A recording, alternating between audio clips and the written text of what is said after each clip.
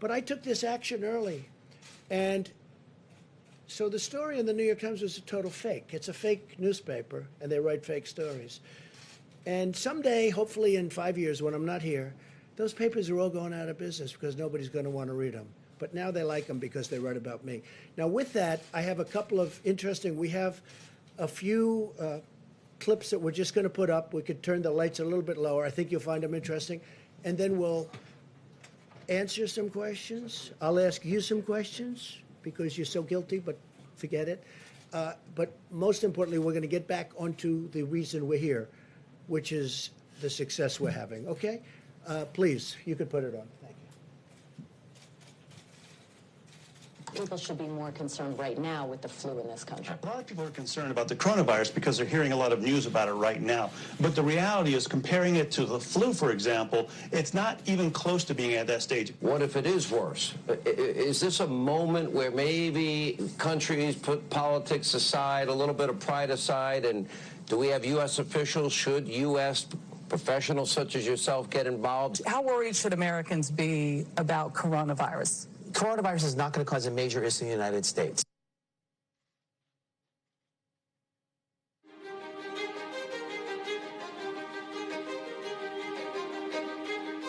Well, we've asked them to accelerate whatever they're doing in terms of a vaccine. We will be suspending all travel from Europe to the United States for the next 30 days. To unleash the full power of the federal government in this effort today, I am officially declaring a national emergency. Medicare patients can now visit any doctor by phone or video conference at no additional cost. The first 1 million masks will be available immediately.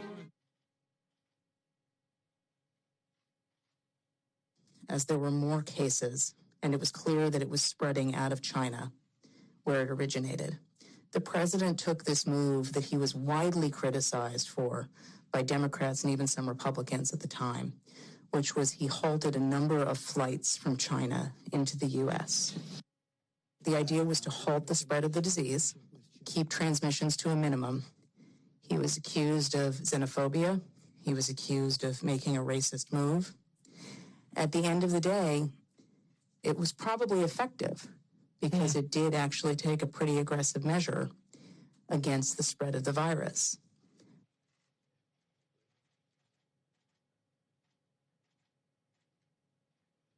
His team is on it. They've been responsive late at night, early in the morning, and they've thus far been doing everything that they can do, and I want to say thank you, and I want to say that I appreciate it. He returns calls. He reaches out. He's been proactive.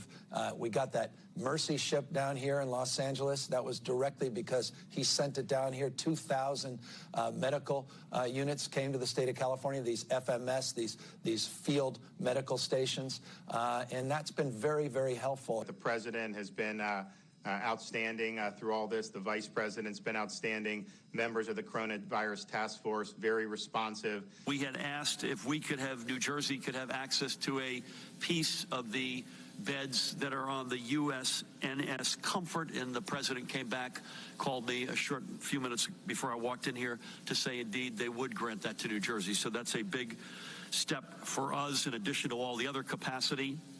That news is literally hot off the press.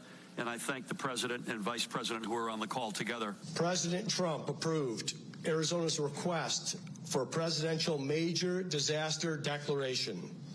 I want to thank the president for a quick turnaround. We requested this on a Wednesday, and we had approval by Saturday morning. And we are grateful to the administration for their continued support and responsiveness. Well, first of all, I want to thank the president and the vice president for doing a really good job of communicating with all the governors. So we could give you hundreds of clips like that from governors, including Democratic, or Democrat as I call them, governors, which is actually the correct term. We could give you hundreds of clips just like that. We have them. We didn't want this to go on too long, but I just want to say, it's it's very sad when people write false stories like, in that case, I guess it was gotten mostly from the New York Times, which is a highly, if you had libel laws, they would have been out of business even before they'll end up going out of business. So it's too bad. But we could have given, you saw the statements. We have hundreds of statements, including from Democrats and Democrat governors. Done it. Look, I just went over stats with you right here. How do you close it up? You have no deaths and no cases on January 11th. Doctor, would you recommend closing the United States of America? Oh, this must be terrible. How many cases do we have? None. How many deaths do we have? None. January 17th, go back another week. On January 17th, this is 10 days before I did a little bit less than 10 days, before I did the ban. I did a ban on China. You think that was easy? I then did a ban on Europe. And a lot of people said that was an incredible thing to do because you look at Spain. And by the way, we're doing very well because when you look at all of those flat graphs and you add it all up, the United States is very low. And per capita, we're very low. We're doing very well. But how do you close up the United States of America? So on January 6th, no deaths. On January 11th, no deaths. And no cases. On January 17th, no cases, no deaths. I'm supposed to close up the United States of America when I have no cases. You didn't close it down in the middle of March. Should you have closed it down earlier? I closed down from It's not China. about January. Excuse me. I closed it down from China. And by the way, some people think I should have waited longer and maybe ridden it out. I disagree with them, okay? But it was thought of. I mean, that was an alternative. You know, there are a lot of people that would have said, let's write it out. Now, I'll give you the good news. If I would have done that, it would have been, I think, catastrophic. Because their numbers are, Anthony, 1.6 to 2.2 million people would have died if we tried to do that. And I did this last time. Cut it in half. Don't say 2.2 million. Cut it in more than half. Say 1 million people died. Well, that's much more than the Civil War. Cut it in half. Take the million and cut it in half. That's 500,000 people would have died. Now, that number we would have reached, okay? That would have been easy to reach if we did nothing. So we did the right thing, and our timing was very good. But here's the one thing, and you have to say this. When you ask me, why didn't you do this? How come when I did the ban on China and instituted some very tough things, how come Nancy Pelosi, a month later, is in Chinatown saying, let's all march, this is not going to happen? How come we have many of the experts from CNN and many other networks, if you call CNN a network, I don't personally, but we have CNN, we have many other places, and they're all saying, he doesn't need to do it. He doesn't need to do it. All I'm saying is this. How do you close down the greatest economy in the history of the world when on January 17th you have no cases and no death? When on January 21st you have one case and no death. One case. Think of that. Now, we're supposed to close down the country, but here's what happened. When on January 31st I instituted the ban, Joe Biden went crazy. He said, you don't need the ban. He didn't go crazy. Like, he didn't even know what the hell the ban was. So he didn't go crazy. But he did say, he did call me xenophobic. Wait a minute. He called me xenophobic. He called me a racist because he has since apologized and he said I did the right thing. So when you say, why didn't you this?